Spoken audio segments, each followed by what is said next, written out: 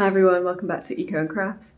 In a sort of state of midlife crisis, we decided we're going to learn handstands and headstands this year. So in order to protect the walls on our flat, which for the most part are kind of cream magnolia, the classic, we have made a protective wall on just one of the walls in our bedroom.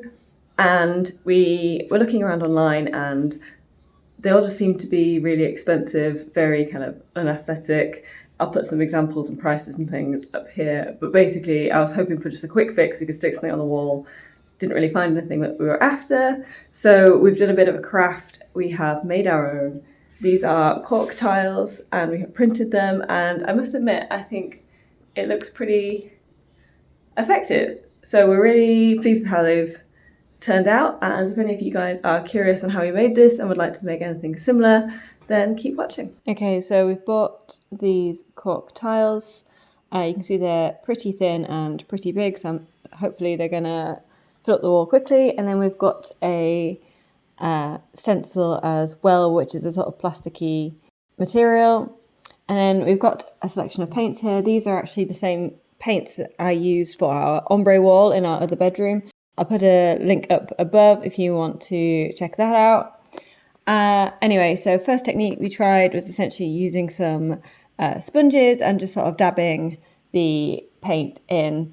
It worked pretty well. I would say it is pretty time consuming, and especially for some of the smaller bits, it was quite hard to get the detail. We then moved on to some of these tiny little rollers that you can pick up for pretty cheap in a DIY store, and then you can continue to sort of, once they empty, you can continue to dip the sponge in the paint and then just keep rolling it. That worked pretty well, but it does sometimes push the paint under the stencil, so we did have to do a bit of touching up after using this, but it did make the process quite a bit quicker. Okay, so finally we have made our way through the stack of tiles. It did take us quite a lot longer than we thought it would take to do it all, but it's done, and this is the wall we're going to be tiling. So after we painted them all, I just gave them a quick spritz with some sealant, partly to help the paint stay and partly to stop any of the cork crumbling. But to be honest, I don't really think it will. I think it's pretty densely packed, so I'm hopeful it's gonna wear pretty well.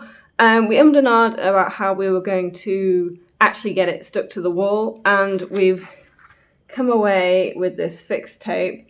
It says it's ideal for painted surfaces, so hopefully if this doesn't work out, our wall won't just get completely ruined. It's 5 meters worth of tape, and I think it's supposed to hold 7 kilograms, and obviously each one of these tiles is not 7 kilograms, it's barely anything. We just need it to stay on the wall and not slide off the wall. So we're going to see how it's going to work, and hopefully we'll get a good result, but we'll find out. This is just me speeding through the construction of our tile wall. So just sticking a few small squares of the tape kind of at each corner and then at each side as well. Obviously trying to make sure they all line up. It was actually really quick to pop this up in comparison to how long it took to do everything else. And I think if you're doing a more simple design than what we did, for example, only with one colour, then it would be really, really quick to do something like this yourself.